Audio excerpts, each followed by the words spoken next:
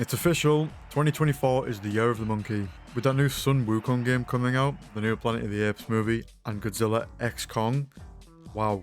So, what do I want from Godzilla x Kong, the new empire?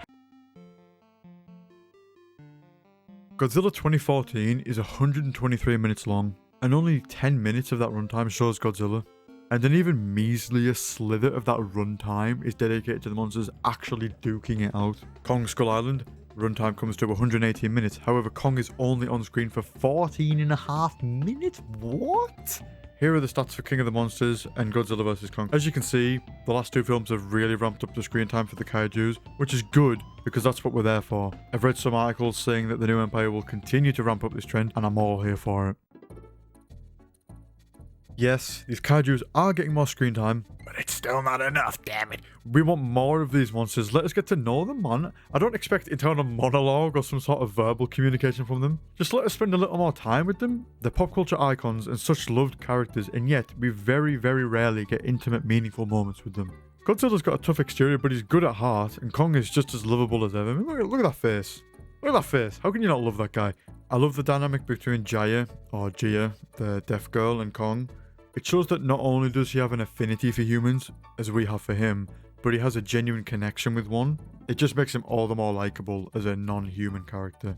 I don't expect, nor do I really want Godzilla to be humanized, but it'd be nice for him to show a little bit more personality too. One of my favorite parts in Godzilla vs. Kong is when he wipes Kong out and then just straight up laughs at him. What a fucking legend. Some people might say it's silly, but it's a movie about giant monsters, man. Like, come on now. I've even seen people complaining that Godzilla running is unrealistic. Like, what?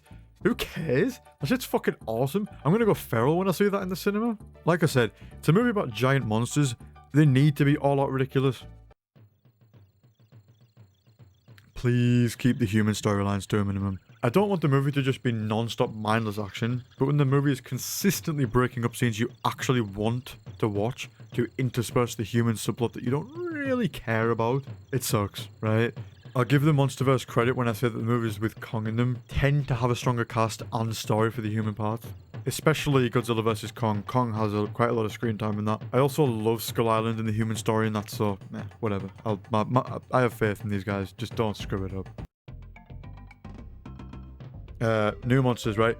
I'm not going to theorize who may potentially show up. All I ask is that we get some badass fight scenes out of them. But there is one particular monster that I am especially concerned about. Mini Kong. Somewhat resembles the main villain, the Scar King. My first guess would be that they're just the same race of giant ape, but if he's connected to the Scar King in some way, that could be interesting. I just don't want them to squander what could be a really captivating father-son, mentor-student bond between Kong and the little guy. Kong has had a son before in previous series, and this is the only way that we can really get a son of Kong in this universe. Unless somehow Kong is capable of single-cell reproduction. I hope it's something along the lines of, like, the small one is exiled from the Scar King's clan, or the Scar King has massacred his family, and he's the only survivor, so he joins forces with Kong. Look, I'm not expecting the mini dude to be throwing hands or anything, but to see Kong take him under his wing, or at least show some care in that sort of tough exterior, gruff old man sort of way, a la Joel or Carl. Kong's getting old too, his fur's all grey. I get the feeling they might kill him off in this one, though I would be kind of heartbroken, and I think we can still use this current Kong for a few more movies. So, in conclusion, Big Monkey and Big Lizard, good, yes. I'm really excited for this movie and for any future developments. I hope they keep making these movies for a while, even if there's years in between them all. Come on, you two, we're all rooting for you. Thanks for watching, stay tuned.